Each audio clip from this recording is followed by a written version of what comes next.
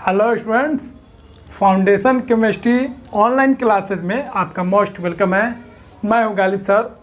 तो dear students, first chapter 11th class का some basic concept of chemistry या उसी को मूल कॉन्सेप्ट भी बोलते हैं, कंप्लीट हो चुका है। अब हम लोग सेकेंड चैप्टर स्टार्ट करने जा रहे हैं, एटॉमिक स्ट्रक्चर। तो ये जो चैप्टर है बहुत इंपॉर्टेंट है, तो ध्यान रखेंगे। चैप्टर 1, चैप्टर 2, चैप्टर 3 और चैप्टर 4, ये चारों जो चैप्टर हैं ये बहुत इंपॉर्टेंट है और केमिस्ट्री के लिए ये बहुत ज़रूरी है इनको पढ़ना है। ये अगर आप अच्छा से पढ़ लिए, समझ लिए, तो मैं पूरा आपको एश्योर करता हूँ आपका जो केमिस्ट्री है 11th और 12th का बहुत ही आसान हो जाएगा अगर ये चार चैप्टर को आप फोकस कीजिएगा ध्यान से। तो स्टार्ट करते हैं हम लोग chapter 2 atomic structure.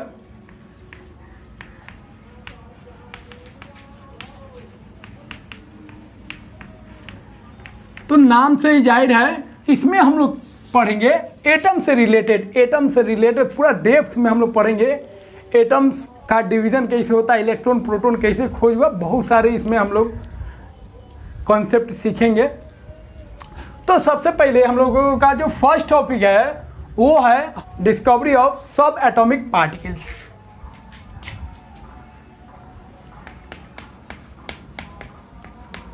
Discovery of सब एटॉमिक पार्टिकल्स। सब एटॉमिक पार्टिकल्स क्या होता है? तो हम लोग जानते हैं, पहले डाल्टन्स ने कहा था कि एटम को डिवाइड नहीं कर सकते हैं, लेकिन अब हम लोग जानते हैं कि एटम्स को भी हम लोग डिवाइड कर सकते हैं। और एटम्स को हम लोग इलेक्ट्रॉन, प्रोटॉन, न्यूट्रॉन में डिवाइड कर सकते हैं। और भी पार्टिकल्स होता है। तो दो तरह के पार्टिकल्स, यहाँ पे दो तरह के सब एटॉमिक पार्टिकल्स पढ़ना है। एक होगा इलेक्ट्रॉन, प्रोटॉन, न्यूट्रॉन, और एक और ग्रुप होगा जिसको आपको हम बताएंगे। तो ये इलेक्ट्रॉन प्रोटॉन वाला जो ग्रुप है वो आपका है फंडामेंटल पार्टिकल्स, इसको बोलेंगे। क्या बोलेंगे? Fundamental particles.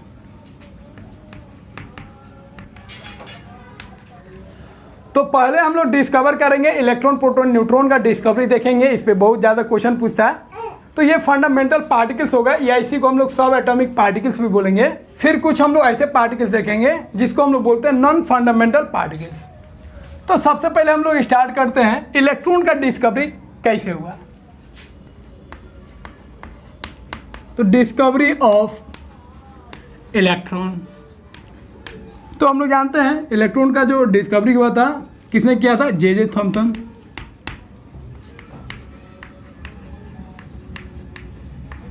और ये चीज़ ध्यान रखिएगा, इलेक्ट्रॉन का जो नाम दिया गया था इलेक्ट्रॉन, वो किसने दिया था? स्टोनी ने।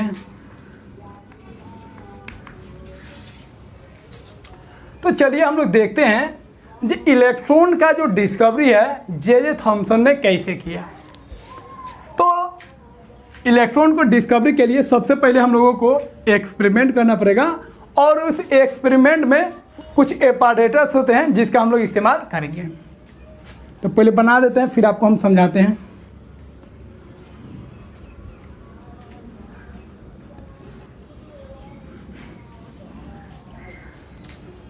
तो हम लोग क्या करेंगे, सबसे पहले एक डिस्चार्ज ट्यूब लेंगे, इसको हम लोग बोलते हैं डिस्चार्ज ट्यूब। डिस्चार्ज ट्यूब होता क्या है? तो एक ग्लास का सिलेंड्रिकल शेप का एक ट्यूब होता है जिसको हम लोग क्या बोलते हैं? Discharge tube. It is a cylindrical glass tube containing two metal electrode which are sealed on both end। चलिए, डिस्चार्ज ट्यूब क्या होता है क्लियर है? डिस्चार्ज ट्यूब एक ग्लास का सिलेंड्रिकल ट्यूब होता है जिसमें दो इलेक्ट्रोड होता है, एक होता है एनोड और एक होता है कैथोड। जिस इलेक्ट्रोड को प्लस से जोड़ेंगे उसको हम लोग बोलेंगे एनोड। तो ये हो जाएगा एनोड, और माइनस से हम लोग जोड़ेंगे जिस इलेक्ट्रोड को, तो उसको हम लोग क्या बोलेंगे? कैथोड। और दोनों इलेक्ट्रोड जो होता है इस ग्लास ट्यूब में, इस सिलेंड्रिकल ट्यूब में फिक्स्ड होता है। और पूरे ये सेटअप जो आप देख रहे हैं उसको हम लोग क्या बोलेंगे? Discharge tube. इसका एक और नाम है, इसको सबसे पहले जो एक्सपेरिमेंट किए थे इसमें क्रूक्स किए थे, इसीलिए इसको क्रूक्स ट्यूब भी बहुत सारे बुक्स में बोलता है।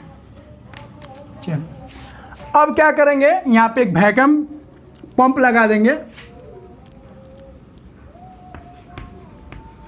इस पंप का काम रहेगा प्रेशर एडजस्ट करना, टू एडजस्ट प्रेशर। तो एक एक चीज़ जो हम लिख रहे हैं उसका मतलब होता है, उस मतलब को आप ज़रूर समझें। तो यहाँ पे एक वैक्यूम पंप लगाएंगे ताकि हम इस डिस्चार्ज ट्यूब का जो प्रेशर है उसको हम एडजस्ट कर सकें। अब क्या करेंगे, इसमें हम एक गैस लेंगे, लाइट गैस लेंगे। आप कोई भी गैस ले सकते हैं, लेकिन एक्सपेरिमेंट करने के लिए यहाँ पे लाइट गैस लेंगे ताकि प्रेशर और जो वोल्टेज है उसका वेरिएशन ज़्यादा नहीं हो। इसके लिए हम लोग यूज करेंगे लाइट गैस। फिर यहाँ पे क्या करेंगे, बैटरी से जोड़ देंगे और यहाँ पे अप्लाई करेंगे वेरी हाई वोल्टेज, 10 का पावर 4 वोल्ट्स। इतना वोल्ट्स हम लोगों को अप्लाई करना है और अंदर का जो प्रेशर है बहुत कम कर देंगे, वेरी लो प्रेशर, अप्रोक्स 10 का पावर -4 ATM कर देंगे। एक काम और करेंगे, यहाँ पे जो है एक कोटिंग करेंगे जिंक सल्फाइड का। ये हो गया कोटिंग ऑफ जिंक सल्फाइड। इसका काम क्या है बताएंगे। जिंक सल्फाइड का जो कोटिंग होता है उसको हम लोग बोलते हैं फ्लोरोसेंट मटेरियल। तो जिंक सल्फाइड के कोटिंग से, जिंक सल्फाइड का कोटिंग है लेप जो है, उसे कोई रे अगर स्ट्राइक करेगा, हिट करेगा तो वहाँ पे ग्लो होगा। क्या होगा, ग्लो होगा। तो हम समझ जाएंगे जे रे जो है पास कर रहा है, तो ये रे को डिटेक्ट करेगा, तो ये ग्लो करेगा, ग्लो व्हेन ए रे हिट इट। कोई रे अगर इसको हिट करेगा तो ये ग्लो करेगा। और इसको हम लोग बोलते हैं, ध्यान रखेंगे ऑब्जेक्टिव में पूछा भी है, फ्लोरोसेंट मटेरियल, या इसी को फॉस्फोरेसेंट भी बोलते हैं इसको। तो इसका हम लोग ध्यान रखेंगे। क्लियर है। चलिए अब ये एक्सपेरिमेंट का ये पूरा एपारेटस हो गया, पूरा सेटअप हो गया। सेटअप को फिर से हम लोग समझ लेते हैं। तो इलेक्ट्रॉन के खोज के लिए जे थॉमसन ने क्या किया, एक डिस्चार्ज ट्यूब लिया और उस डिस्चार्ज ट्यूब में 2 इलेक्ट्रोड लिया, एक एनोड और एक कैथोड। इसको बैटरी से जोड़ेंगे तो प्लस टर्मिनल से जो जुड़ेगा रॉड उसको बोलेंगे एनोड, उसका पॉजिटिव साइन होगा, पॉजिटिव चार्ज होगा। और जो माइनस टर्मिनल से जोड़ेंगे वो इलेक्ट्रोड जो होगा वो क्या होगा, कैथोड होगा, और उसका चार्ज क्या होगा, निगेटिव। एक वैक्यूम पंप लगा देंगे ताकि हम प्रेशर को एडजस्ट कर सके, और प्रेशर को एडजस्ट करके हम लोग क्या करेंगे, बहुत लो प्रेशर कर देंगे इस डिस्चार्ज ट्यूब का, और इसमें गैस रखेंगे लाइट गैस। फिर यहाँ पे बहुत ज़्यादा हाई वोल्टेज अप्लाई करेंगे। उसके बाद ध्यान रखेंगे कैथोड साइड जो है इधर जो है हम लोग क्या करेंगे, कोटिंग कर देंगे जिंक सल्फाइड का, ताकि कोई रे उससे अगर टकराए तो हम लोगों को पता चल जाएगा। क्योंकि जिंक सल्फाइड से कोई रे अगर हिट करेगा, टकराएगा, तो वहाँ पे ग्लो होने लगेगा, जिससे हम लोग समझ जाएंगे जो कोई रे पास कर रहा है। और जिंक सल्फाइड का जो कोटिंग होता है उसको हम लोग बोलते हैं फ्लोरोसेंट मटेरियल। इसका हम लोग ध्यान रखेंगे। तो ये पूरा सेटअप है किसके लिए, इलेक्ट्रॉन के खोज के लिए। किसने बनाया था, जे थॉमसन ने। अब यहाँ पे ध्यान रखेंगे, यहाँ पे जो प्रेशर और जो वोल्टेज अप्लाई किए हैं ये डायरेक्ट नहीं आया, उन्होंने एक्सपेरिमेंट किया होगा, बहुत बड़ा हिट एंड ट्रायल लगाया होगा और देखा होगा कि इस प्रेशर पे और इस वोल्टेज पे कुछ चीज़ ऑब्जर्व कर रहे हैं। तो ये नहीं होता है जी एक्सपेरिमेंट करने गए और वोल्टेज इतना लगाए और प्रेशर इतना किया एक्सपेरिमेंट होगा, ऐसा नहीं होता। एक्सपेरिमेंट का मतलब होता है बहुत बार आपको ट्राई करना पड़ता है, और ट्राई करते करते आपको जो रिजल्ट चाहिए, आपको कुछ ऑब्जर्वेशन चाहिए, वो आपको दिखने लगता है। जब हम जितना भी एपरेटस है, जब उसके वैल्यू को हम लोग ज़्यादा और कम करते हैं, एडजस्ट करते हैं, तो आपको एक्सपेरिमेंट जो है उसमें वेरिएशन आने लगता है। इसका हम लोग ध्यान रखेंगे। तो ये आप मत ध्यान रखिएगा, इसका मतलब ये नहीं हुआ जो इतना वोल्टेज लिए और इतना प्रेशर लिए और उनका एक्सपेरिमेंट होने, इसमें बहुत सारा उनको टाइम लगा होगा एडजस्ट करने में। तो पहले इसको आप कॉपी कीजिए।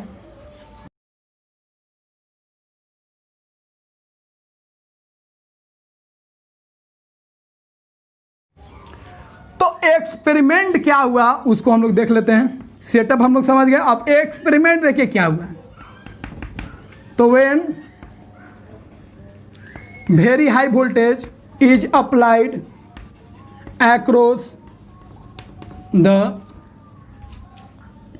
electrode at very low pressure,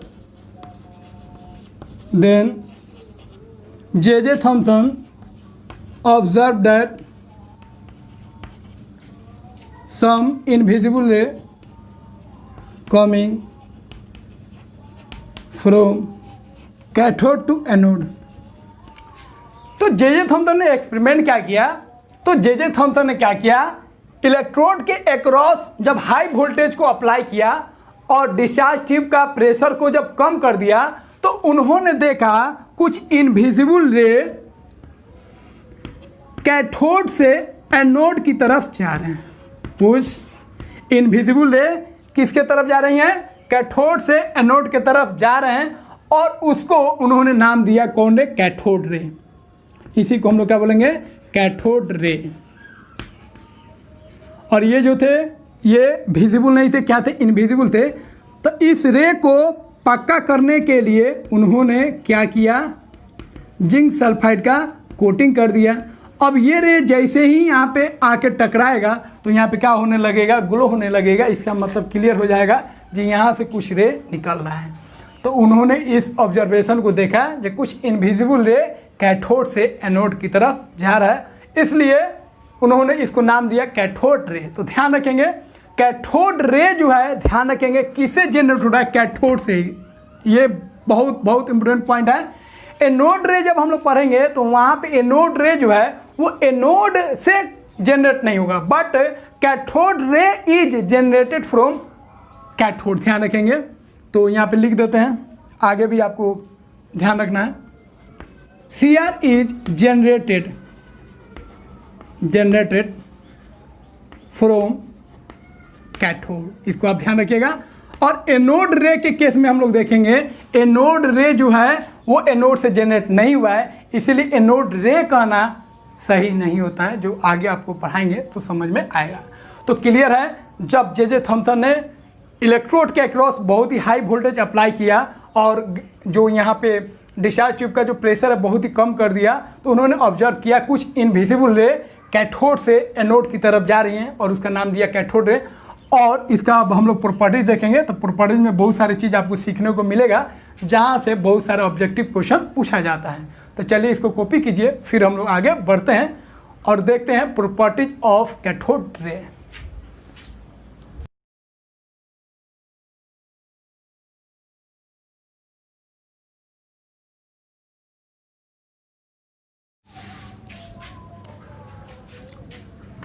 चलिए प्रॉपर्टीज को हम लोग देखते हैं। फर्स्ट प्रॉपर्टी है कैथोड रे का, दिस इनविजिबल रे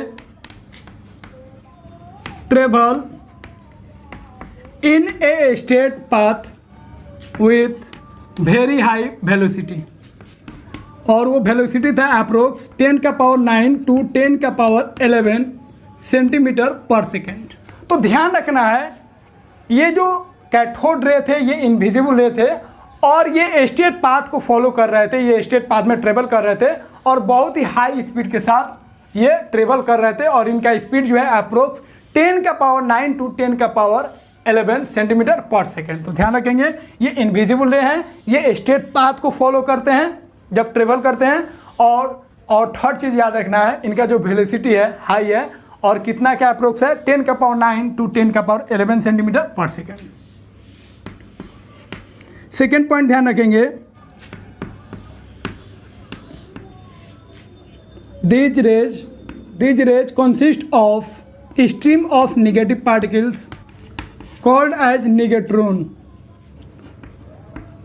तो इसको ध्यान रखेंगे, ये जो कैथोड रे हैं, ये जो रेज हैं उनके अंदर निगेटिव पार्टिकल्स का स्ट्रीम है, पूरा निगेटिव पार्टिकल से बना हुआ है ये कैथोड रे।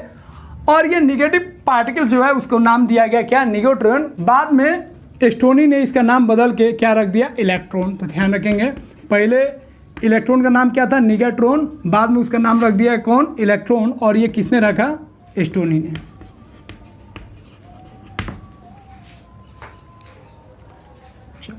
थर्ड पॉइंट लिखते हैं,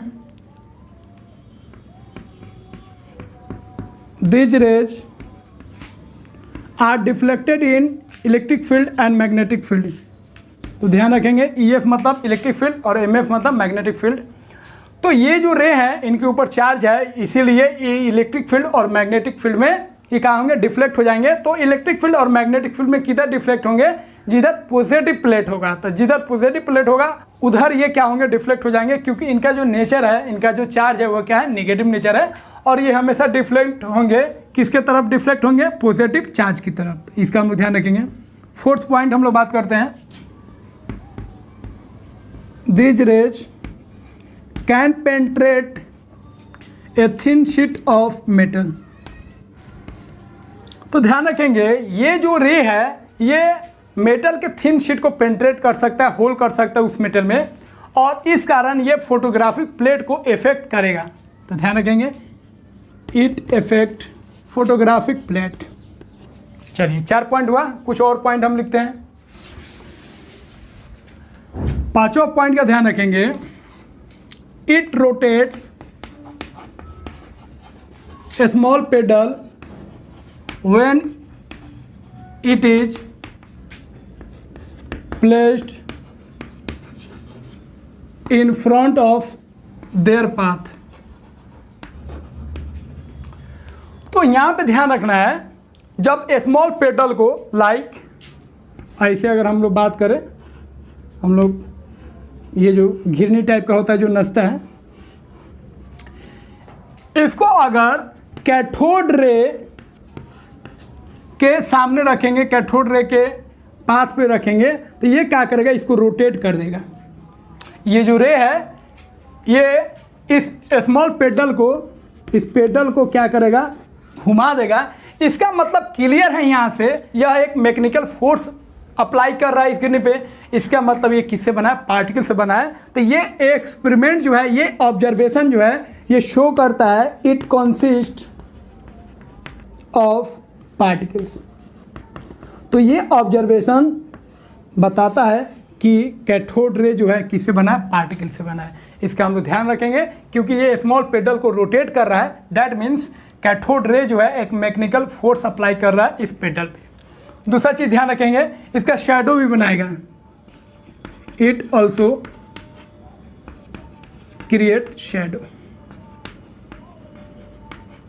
तो कोई भी ऑब्जेक्ट अगर इसके सामने आता है तो उसका शैडो भी बनाएगा, इसका हम लोग ध्यान रखेंगे।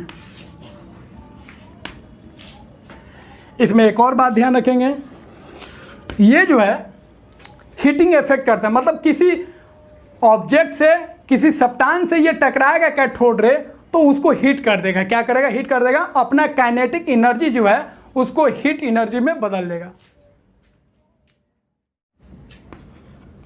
It hit the object when it fall on it। तो इसका आप ध्यान रखिएगा। तो यहाँ पे 3 पॉइंट ध्यान रखेंगे, कैथोड रे किसी स्मॉल पेडल से टकराएगा तो उसको रोटेट कर देगा, दैट मीन्स कैथोड रे जो है एक मैकेनिकल फोर्स अप्लाई कर रहा है किसी भी ऑब्जेक्ट पे। इसका मतलब कैथोड रे जो है पार्टिकल से बना है। उसके बाद ध्यान रखेंगे ये शैडो भी क्रिएट करेगा। उसके बाद एक और पॉइंट ध्यान रखेंगे, ये किसी ऑब्जेक्ट से टकराएगा, किसी ऑब्जेक्ट पे ये अगर स्ट्राइक करेगा, हिट करेगा, तो अपना काइनेटिक एनर्जी चेंज कर देगा किसमें, हीट एनर्जी में। दैट मीन्स उस ऑब्जेक्ट को ये क्या करेगा, हीट कर देगा। इसका हम लोग ध्यान रखेंगे। तो 5 पॉइंट हो गया। अगला पॉइंट देखते हैं, एक एक पॉइंट को आप ध्यान से नोट कीजिएगा, बहुत ज़्यादा इस पर क्वेश्चन बनता है और बहुत ही सिंपल कॉन्सेप्ट है, बस आपको पॉइंट को ध्यान रखना है। When cathode ray strike या fall on a heavy metal, then X-ray is emitted from that metal। तो ध्यान रखेंगे क्या, अगर कोई हेवी मेटल से लाइक गोल्ड, सिल्वर, ये जो हेवी मेटल है जिसका एटॉमिक नंबर हाई हो, तो इस पॉइंट का जो फिगर है ऊपर हम बना रहे हैं, तो 6 पॉइंट को यहाँ पे एक्सप्लेन कर रहे हैं। व्हेन कैथोड रे स्ट्राइक और fall on A heavy metal, जब एक्स रे किसी हेवी मेटल पे स्ट्राइक करेगा या उस पर फॉल होगा तो क्या होगा, उससे एक रे निकलेगा जिसको हम क्या बोलेंगे, एक्स रे। तो ये कैथोड रे हो गया। तो कैथोड रे जैसे ही स्ट्राइक करेगा हेवी मेटल से तो यहां से एक रे जनरेट होगा जिसको हम लोग क्या बोलेंगे, एक्स रे। ध्यान रखेंगे। चलिए, तो आपको ये जो 6 पॉइंट आपको बताए हैं, ये सभी पॉइंट को आपको ध्यान रखना है। फिर कुछ और बात होगा जिसको आपको ध्यान रखना है, वो हम बताने जा रहे हैं। पहले इसको अच्छा से कॉपी कीजिए, पॉज कीजिए और ये स्क्रीनशॉट लीजिए, फिर हम लोग आगे बढ़ते हैं। तो डियर स्टूडेंट, बहुत ही कॉन्सेप्चुअल पॉइंट आपको बता रहे हैं। A to Z जो टॉपिक्स मैं पढ़ाऊंगा उससे रिलेटेड, नीट से रिलेटेड जो भी पॉइंट बनेगा सारे पॉइंट्स को मैं बताऊंगा और उसको अच्छा से आप फोकस कीजिए। और मुझे पूरा उम्मीद है उस पर जितने भी ऑब्जेक्टिव क्वेश्चन होंगे सारे के सारे क्वेश्चन आप आसानी के साथ कर सकते हैं। चलिए, तो इलेक्ट्रॉन का तो खोज हो गया। अब आगे हम लोग बढ़ते हैं। अब हम लोग खोज करेंगे प्रोटॉन का। तो इलेक्ट्रॉन का जैसे खोज हुआ तो सभी साइंटिस्ट लोग समझ गए जो एटम अब डिवाइड हो चुका है इलेक्ट्रॉन में। अब सबके दिमाग में आया जे कैथोड रे के अंदर जो इलेक्ट्रॉन है, नेगेटिव पार्टिकल्स है, तो जहां पे नेगेटिव पार्टिकल्स होगा निश्चित है वहां पे उसके पैरेलल एक पॉजिटिव चार्ज भी होगा, पॉजिटिव पार्टिकल्स भी हो सकता है। इसलिए उन्होंने सेम टू सेम एपारेटस बनाया। और फिर जो एपारेटस जे थॉमसन ने बनाया वही एपारेटस गोल्डस्टीन ने बनाया।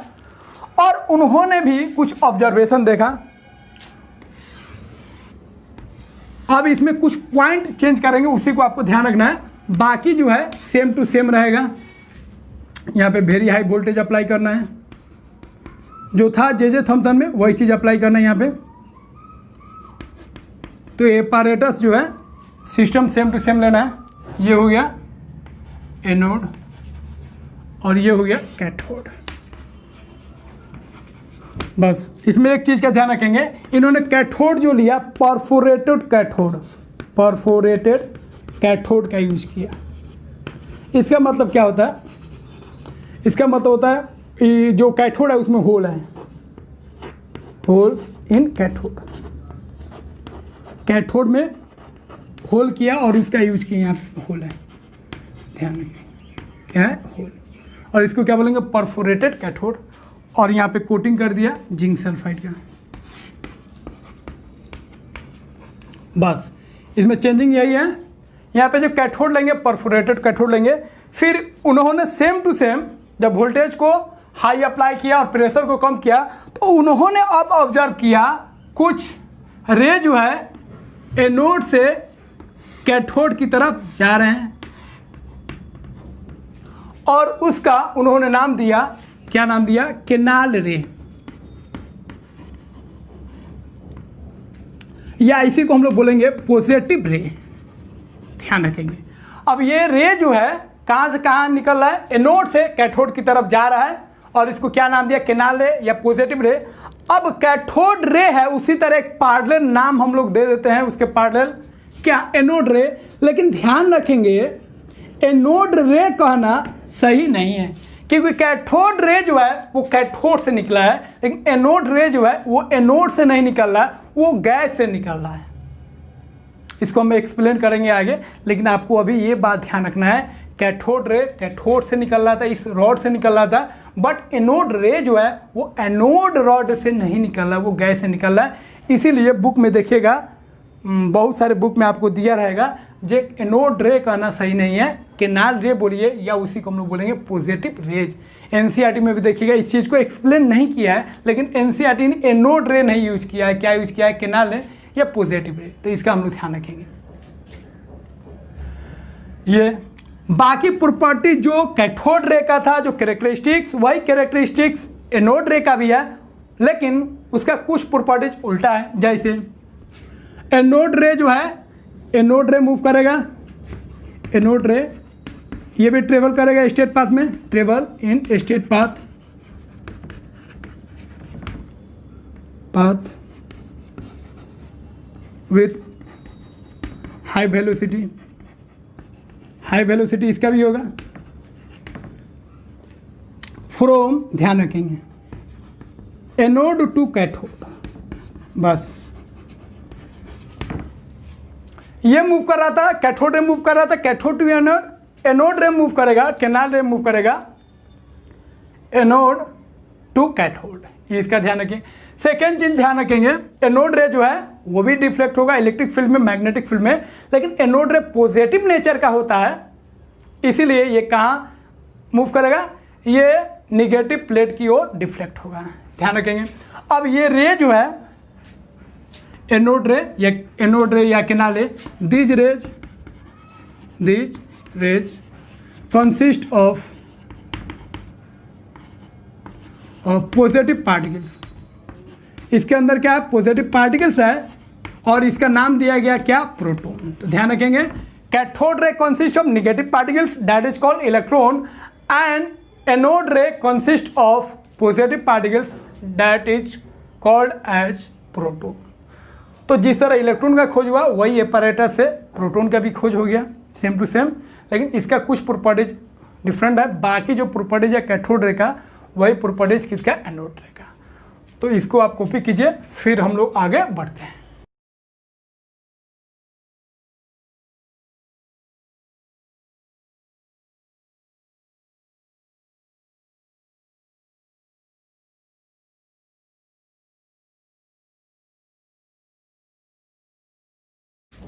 तो कुछ पॉइंट का आपको ध्यान रखना है कैथोड रे के लिए और कुछ पॉइंट ध्यान रखना है एनोड रे के लिए।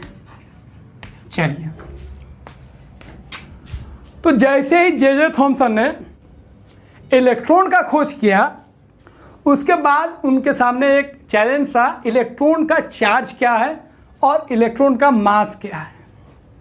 तो उन्होंने पूरा कोशिश किया इलेक्ट्रॉन का चार्ज और मास निकालने का, लेकिन उसमें वो सफल नहीं हो पाए।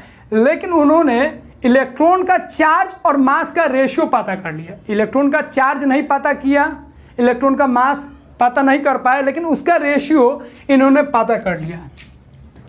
तो E बटा M, तो जिसको हम बोलते हैं ए स्पेसिफिक चार्ज, तो ध्यान रखेंगे ए स्पेसिफिक चार्ज का मतलब होता है किसी भी पार्टिकल्स का चार्ज और उसका मास। तो चार्ज और मास का जो रेशियो आएगा उसी को हम लोग क्या बोलेंगे, ए स्पेसिफिक चार्ज। तो इलेक्ट्रॉन के लिए चार्ज क्या होगा, E, इलेक्ट्रॉन का चार्ज मान लेते E और उसका मास मान लेते M। तो E हो गया चार्ज ऑफ इलेक्ट्रॉन और M हो गया मास ऑफ इलेक्ट्रॉन। तो इलेक्ट्रॉन का चार्ज और मास इंडिविजुअल तो पता नहीं लगा पाए जे थॉमसन, बट उसका रेशियो उन्होंने पता किया और वो कितना आया, 1.758 इंटू 10 का पावर 11 कूलम पर केजी। तो ध्यान रखेंगे E बटा M जो है किसने पता किया, जे थॉमसन। तो जे थॉमसन ने चार्ज, इलेक्ट्रॉन का चार्ज और उसका जो मास का रेशियो है, जिसको हम लोग बोलेंगे ए स्पेसिफिक चार्ज, इलेक्ट्रॉन के लिए उन्होंने पता कर लिया। कितना आया, 1.758 10 का पावर 11, मतलब इलेक्ट्रॉन के चार्ज में और इलेक्ट्रॉन के मास से डिवाइड करेंगे तो वो जो वैल्यू आएगा वो कितना आएगा, इतना आएगा। तो चार्ज का हम लोग यूनिट रखेंगे कूलम और मास का यूनिट रखेंगे केजी, तो इतना आएगा, इसका हम लोग ध्यान रखेंगे।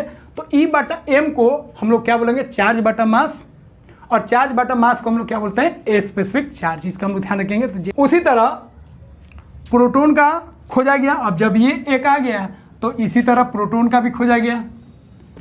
तो एनोड रे में E बटा M जो आया, तो यहाँ पे E हो गया चार्ज ऑफ प्रोटॉन और M आ गया मास ऑफ प्रोटॉन। तो एक बात तो क्लियर है, इलेक्ट्रॉन का चार्ज और प्रोटॉन का चार्ज सेम होता है, सिर्फ साइन का फर्क होता है। तो ये जो वैल्यू आया वो आया 9.58 इंटू 10 का पावर 7 कूलम पर केजी। तो ये E बटा M किसके लिए आया, प्रोटॉन के लिए आया। तो ये कैथोड रे मतलब इलेक्ट्रॉन के लिए, और ये E बटा M जो है वो किसके लिए आया, एनोड रे मतलब प्रोटॉन के लिए, ध्यान रखेंगे। चलिए अब दोनों को ध्यान से देखिए, E बटा M इलेक्ट्रॉन के लिए, E बटा M प्रोटॉन के लिए, कौन ज़्यादा है, तो आप ध्यान रखिएगा ये वाला ज़्यादा है।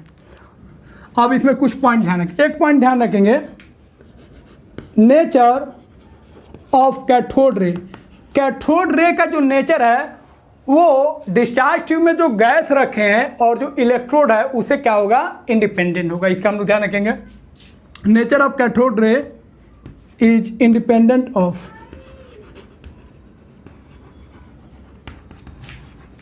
First gas, second electrode. तो क्लियर है, कैथोड रे का जो नेचर है वो इंडिपेंडेंट होगा गैस से और इलेक्ट्रोड से। कोई भी गैस रखिए, हाइड्रोजन हीलियम, उससे कोई लेना देना नहीं है। कैथोड रे का जो प्रॉपर्टीज देख रहे हैं वो सेम टू सेम आएगा। या कोई भी इलेक्ट्रोड रखिए, गोल्ड का इलेक्ट्रोड लीजिए, कॉपर का लीजिए, किसी भी चीज़ का इलेक्ट्रोड लीजिएगा तो वो जो होएगा कैथोड रे के नेचर को इफेक्ट नहीं करेगा। लेकिन यहाँ पे उल्टा होगा, इसमें हम लोग ध्यान रखेंगे। नेचर ऑफ एनोड रे विल डिपेंड ऑन, ये डिपेंड करेगा गैस के नेचर पे। सेकेंड इलेक्ट्रोड, तो इलेक्ट्रोड अगर चेंज करेंगे, गैस अगर चेंज करेंगे तो एनोड रे का जो प्रॉपर्टीज है वो वेरी करेगा। उसके बाद ध्यान रखेंगे E/m का जो वैल्यू है कैथोड रे का वो फिक्स्ड होगा। वो कोई भी गैस हो, कोई भी इलेक्ट्रोड हो, उससे कोई फर्क नहीं पड़ता है। तो E/m मतलब a specific charge of Cr या इलेक्ट्रॉन इज कांस्टेंट, कांस्टेंट होगा। तो E/m जो है कैथोड रे का कांस्टेंट होगा। उसको कोई भी गैस हो, कोई भी इलेक्ट्रोड हो, उसे कोई लेना देना नहीं है। कैथोड रे के लिए E/m का जो वैल्यू आएगा ये होगा और ये कांस्टेंट होगा, फिक्स्ड होगा। और ध्यान रखेंगे E/m जो है एनोड रे का जो है वो कांस्टेंट नहीं है, वो अलग अलग गैस के लिए अलग अलग आएगा। तो लिख सकते हैं E/m फॉर एनोड रे या प्रोटॉन के सेंस में बोल सकते हैं is different for different gases. इसका हम लोग ध्यान रखेंगे, वेरी वेरी इंपोर्टेंट। और याद रखेंगे main point very very important, lighter gas के लिए, लाइटर गैस जितना गैस हल्का होगा, लाइटर गैस के लिए E/m जो होगा प्रोटॉन के लिए वो क्या होगा, हाई होगा। तो एनोड रे में E/m मैक्सिमम किसके लिए होगा, जो सबसे लाइटेस्ट होगा। तो सबसे लाइटेस्ट कौन है, हाइड्रोजन। तो E/m जो है मैक्सिमम है, ये मैक्सिमम वैल्यू है, is maximum for lightest gas.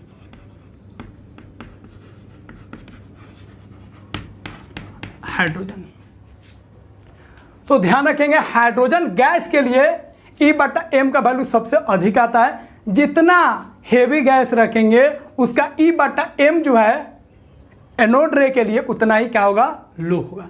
लेकिन इसमें कोई भी गैस रखिए E/m जो है कांस्टेंट रहेगा। हेवी गैस रखिए, लाइट गैस रखिए, कोई फर्क नहीं पड़ेगा।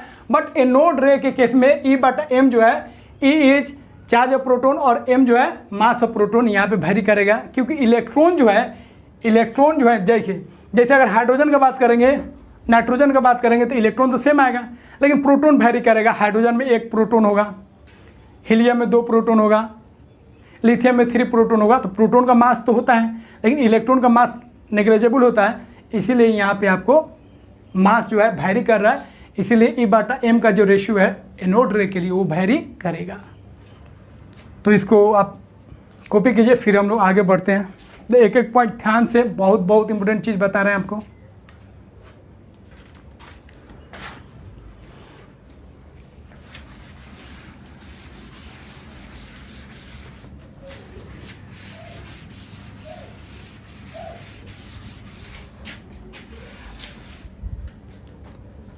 उसके बाद ध्यान रखिएगा E/m आया जे थॉम्सन, चार्ज इलेक्ट्रॉन का। तो चार्ज ऑफ इलेक्ट्रॉन,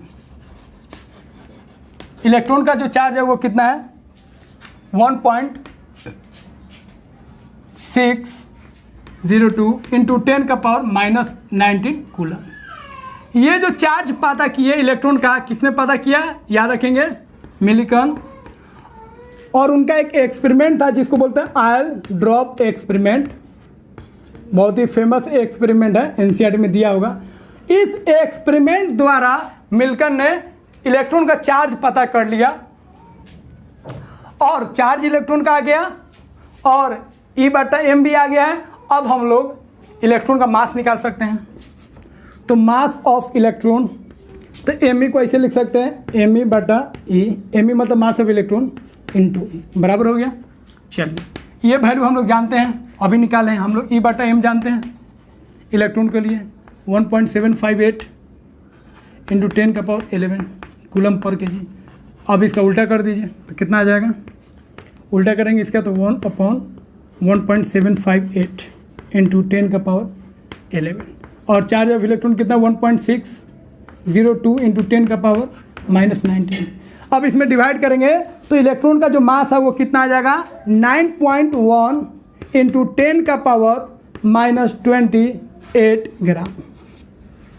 अब इसको केजी में बदलना चाहे तो 10⁻3 से डिवाइड करेंगे और ऊपर आ जाएगा तो 10⁻31 kg आ जाएगा। तो 9.1 into 10⁻31 kg।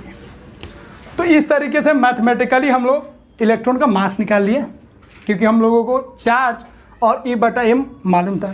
Same to same अगर बात करेंगे चार्ज ऑफ प्रोटॉन, तो प्रोटॉन का चार्ज क्या है, इलेक्ट्रॉन के बराबर है। तो यहाँ पे ध्यान रखेंगे, यहाँ पे इलेक्ट्रॉन का जो चार्ज है नेगेटिव नेचर का है, तो यहाँ पे हम लोग मैग्नीट्यूड लेंगे, किस नेचर का है, नेगेटिव नेचर का है। लेकिन प्रोटॉन का चार्ज क्या होगा, पॉजिटिव होगा, सेम टू सेम जो इलेक्ट्रॉन का था।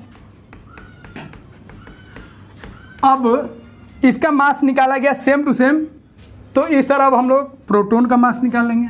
मास ऑफ प्रोटॉन क्या होगा mp into E into E। तो इसका वैल्यू हम लोग जानते हैं E/मास प्रोटॉन के लिए कितना होता है 9.58 इंटू 10⁻7। अब इसे डिवाइड कर दीजिए 1.6 इंटू 10⁻19 और इसमें डिवाइड करेंगे 9.58 से, तो ये आएगा अप्रोक्सीमेट कितना, मास ऑफ प्रोटॉन 1.673 इंटू 10⁻24 ग्राम। फिर केजी में बदलना हो तो -27 kg हो जाएगा। तो यहाँ पे कुछ पॉइंट आप याद रखिए, बहुत काम का है। तो मास ऑफ प्रोटॉन और बाद में आगे देखिएगा मास ऑफ न्यूट्रॉन सेम होता है और वो कितना हो जाएगा 1.67 इंटू 10⁻24 ग्राम। तो पॉइंट के बाद 2 डिजिट तक न्यूट्रॉन और प्रोटॉन का मास सेम होता है। और ये दोनों जो होगा, ठीक है, मास ऑफ प्रोटॉन या मास ऑफ न्यूट्रॉन जो होगा इतना होगा, ध्यान रखेंगे। और मास ऑफ प्रोटॉन या न्यूट्रॉन जो होगा 1837 गुना 1837 टाइम्स होगा मास ऑफ इलेक्ट्रॉन। ध्यान रखेंगे, इलेक्ट्रॉन का जो मास होगा उसका 1837 टाइम्स ग्रेटर होगा प्रोटॉन का मास या न्यूट्रॉन का मास। और ध्यान रखेंगे प्रोटॉन बोलिए या इसी को आप बोल सकते हैं hydrogen, mass of hydrogen. Mass of hydrogen मतलब H+ आप बोलिएगा। तो H+ को हम लोग क्या बोलते हैं, प्रोटॉन, क्योंकि हाइड्रोजन में आप जानते हैं एक इलेक्ट्रॉन है और एक प्रोटॉन है, और H+ मतलब एक इलेक्ट्रॉन निकल गया तो सिर्फ एक प्रोटॉन, और इसी को हम लोग क्या बोलते हैं, प्रोटॉन। ये क्वेश्चन पूछा भी जा चुका है। तो हाइड्रोजन आयन को हम लोग क्या बोलेंगे, प्रोटॉन। तो हाइड्रोजन का मास जो है वो भी इलेक्ट्रॉन के 1837 गुना हो जाएगा, 1837 टाइम्स हो जाएगा। अब एक चीज़ का ध्यान रखेंगे, प्रोटॉन का मास इतना होता है और न्यूट्रॉन का जो मास आता है ना, मास ऑफ न्यूट्रॉन, वो तो 1.675, बस थोड़ा सा फर्क होता है, थर्ड डिजिट जो है वही चेंज होता है। तो न्यूट्रॉन का जो मास होता है स्लाइटली ग्रेटर होता है किससे, प्रोटॉन। तो mass of neutron is slightly greater then mass of proton, इसका हम ध्यान रखेंगे। लेकिन पॉइंट के बाद 2 अंक तक बात करेंगे तो दोनों का सेम होता है। तो इसको आप कॉपी कीजिए, फिर कुछ और पॉइंट आपको हम बताते हैं।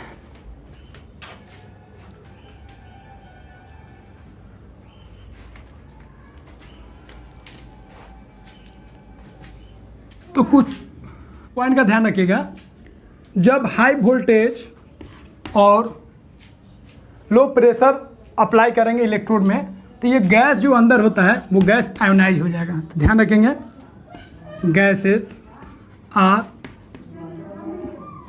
very poor conductor of electricity। Electricity का पुअर कंडक्टर होता है, but at very low pressure sir and high voltage gases ionises. लेकिन जैसे ही प्रेशर को लो करेंगे, वोल्टेज को हाई करेंगे, तो जो गैस बैड कंडक्टर था वो अब गुड कंडक्टर हो जाएगा, क्योंकि गैस आयोनाइज हो जाएगा, आयन में टूट जाएगा।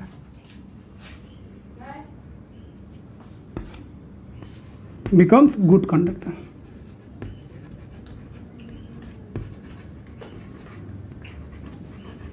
तो ध्यान रखेंगे होता क्या है, यहां से कैथोड रे निकलेगा, इस गैस को क्या करेगा, आयोनाइज कर देगा, आयोनाइज हो जाएगा। जैसे हाइड्रोजन है तो H प्लस इलेक्ट्रॉन में हो जाएगा, ऑक्सीजन है तो O प्लस इलेक्ट्रॉन। अब ये इलेक्ट्रॉन जो है निकल रहा है, और गैस का जो इलेक्ट्रॉन है वो सब किसके तरफ मुड़ जाएगा, एनोड की तरफ चला जाएगा। ठीक है, एनोड की तरफ चला जाएगा। और यहाँ पे जो H प्लस देख रहे हैं, H प्लस O प्लस, ये सब किसकी ओर जाएगा, ये सब कैथोड की ओर जाएगा। तो ध्यान रखेंगे, ये जो आप देख रहे हैं प्रोटॉन, इसी को हम लोग क्या बोलेंगे, केनाल रे। यही रे की एक स्ट्रीम ऑफ पॉजिटिव पार्टिकल्स होगा, और ये कैथोड की ओर भागेगा।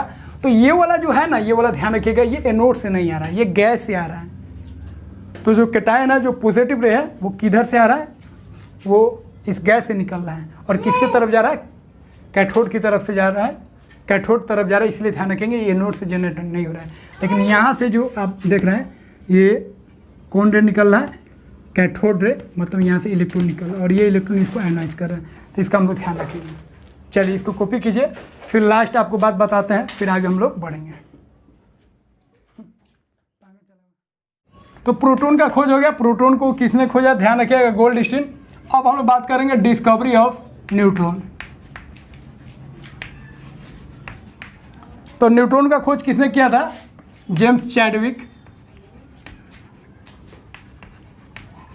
तो ध्यान रखेंगे, इलेक्ट्रॉन का खोज तो हो गया, लेकिन इलेक्ट्रॉन और प्रोटॉन के खोज होने के बहुत साल बाद न्यूट्रॉन का खोज हुआ। और न्यूट्रॉन का खोज बहुत ही लेट हुआ, 1932 में इसका खोज हुआ। तो बहुत ही लेट हुआ इसका खोज, ध्यान रखेंगे। बोर्स मॉडल, रदरफोर्ड मॉडल आ गया था, तब इसका खोज हुआ। तो यहाँ पे ध्यान रखेंगे, discovery of neutron was very late due to its neutral nature. ये न्यूट्रल नेचर का है, इसीलिए इसका खोज में बहुत समय लगा। चलिए, तो न्यूट्रॉन का खोज कैसे हुआ, जेम्स चैडविक ने एक बेरिलियम का थिन शीट लिया, thin sheet of beryllium,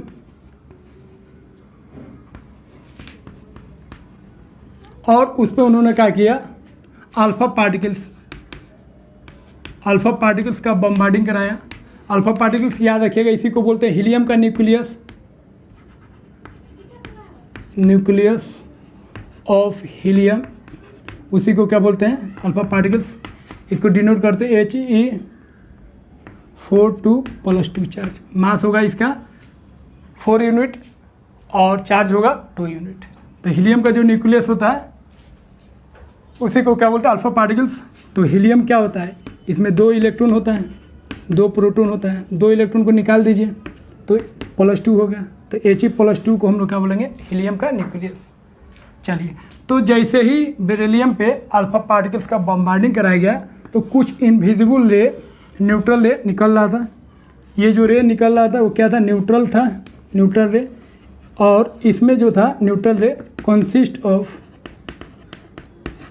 neutral particles, और इसके अंदर न्यूट्रल पार्टिकल्स था, और इस पार्टिकल्स को नाम दिया गया क्या, न्यूट्रॉन। ध्यान रखेंगे। तो इसका इक्वेशन भी लिख सकते हैं, बेरिलियम कितना था, 49 बम्बार्डिंग कराया गया हीलियम का 2 4, तो ये न्यूक्लियर रिएक्शन है, बन गया C612 प्लस न्यूट्रॉन। तो ये इक्वेशन ध्यान रखिएगा, ठीक है। तो बेरिलियम के थिन शीट पे जब अल्फा पार्टिकल्स का बॉम्बार्डिंग कराया गया तो क्या जनरेट हुआ, न्यूट्रॉन जनरेट हुआ, इसका हम लोग ध्यान रखेंगे। चलिए इसको कॉपी कीजिए, फिर हम लोग आगे बढ़ते हैं।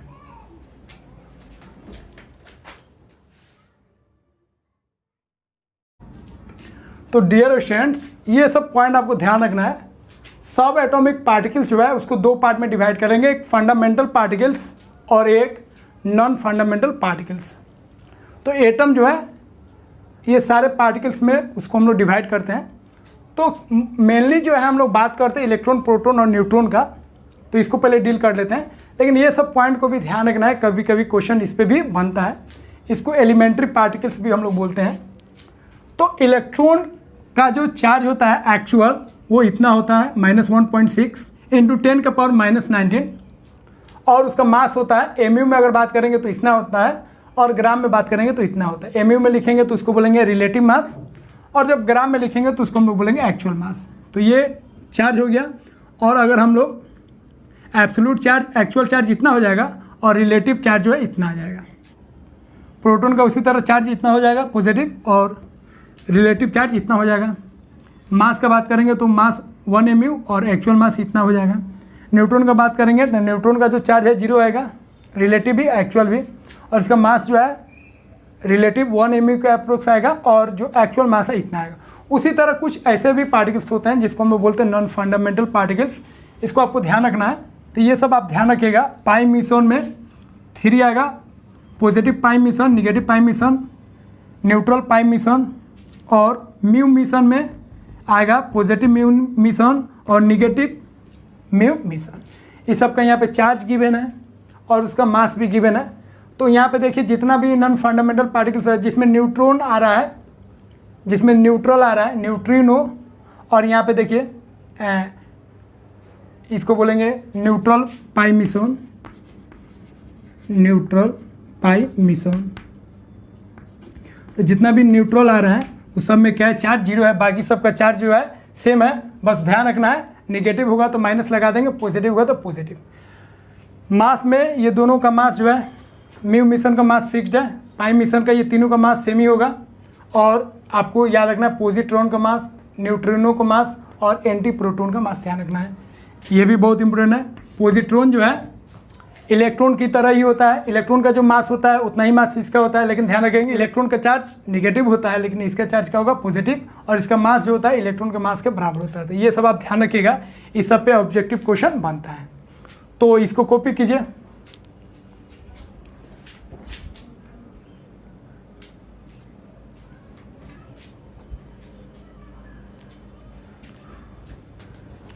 तो डियर स्टूडेंट्स, इस लेक्चर में हम लोग सीखे सब एटॉमिक पार्टिकल्स का डिस्कवरी।